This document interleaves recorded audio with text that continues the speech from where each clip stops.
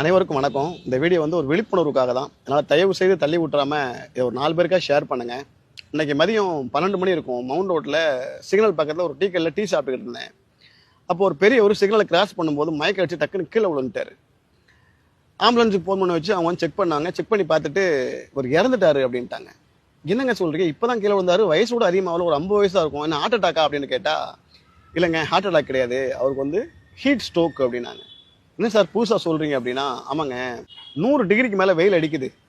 40 வயசுக்கு மேலே உள்ளவங்க இந்த வெயிலில் வந்தாங்கன்னா பல பேரால் அந்த வெயிலை எதிர்கொள்ள முடியாது.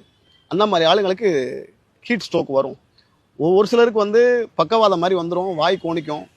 இன்னும் ஒரு சிலர் வந்து உயிர் போக கூட வாய்ப்பு இருக்குது. இது நிறையா நடந்துக்கிட்டு இருக்குங்க அப்படின்னாங்க. இதை கேட்டவுடனே எனக்கு தூக்கி வாரி போட்டுருச்சு.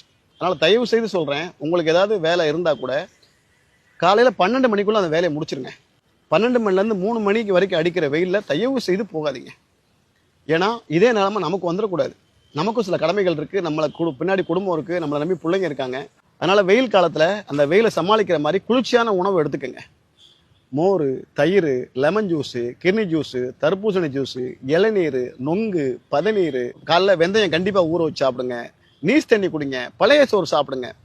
இதெல்லாம் சாப்பிட்டீங்கன்னா உங்களுக்கு வந்து கண்டிப்பாக வந்து வெயிலை எதிர்கொள்றதுக்கு உடம்புல கொஞ்சம் சத்து கிடைக்கும், ஸ்ட்ரென்த் கிடைக்கும். இது தாகம் எடுக்குதோ இல்லையோ தண்ணி. அனைவருக்கும் வணக்கம். இந்த வீடியோ வந்து ஒரு விழிப்புணர்வுக்காக தான். அதனால் தயவு செய்து தள்ளி விட்டுறாம இதை ஒரு 4 பேருக்கா ஷேர் பண்ணுங்க. இன்னைக்கு மதியம் 12 மணி இருக்கும். மவுண்ட் ரோட்டில் சிக்னல் பக்கத்தில் ஒரு டீ கடையில் டீ சாப்பிட்டுக்கிட்டு இருந்தேன். அப்போ ஒரு பெரிய ஒரு சிக்னலை கிராஸ் பண்ணும்போது மயக்க அடிச்சு டக்குன்னு கீழே விழுந்துட்டாரு. ஆம்புலன்ஸுக்கு ஃபோன் பண்ண வச்சு அவங்க வந்து செக் பண்ணாங்க. செக் பண்ணி பார்த்துட்டு ஒரு இறந்துட்டாரு அப்படின்ட்டாங்க.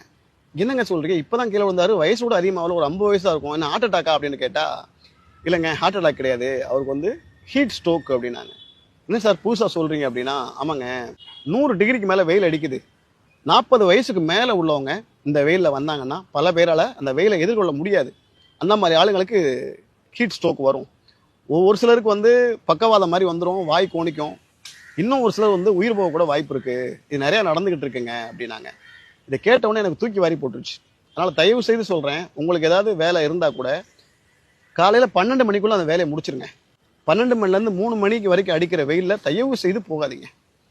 ஏன்னா இதே நிலைமை நமக்கு வந்துடக்கூடாது. நமக்கும் சில கடமைகள் இருக்குது, நம்மளை பின்னாடி குடும்பம் இருக்குது, நம்மளை நம்பி பிள்ளைங்க இருக்காங்க. அதனால் வெயில் காலத்தில் அந்த வெயிலை சமாளிக்கிற மாதிரி குளிர்ச்சியான உணவு எடுத்துக்கோங்க.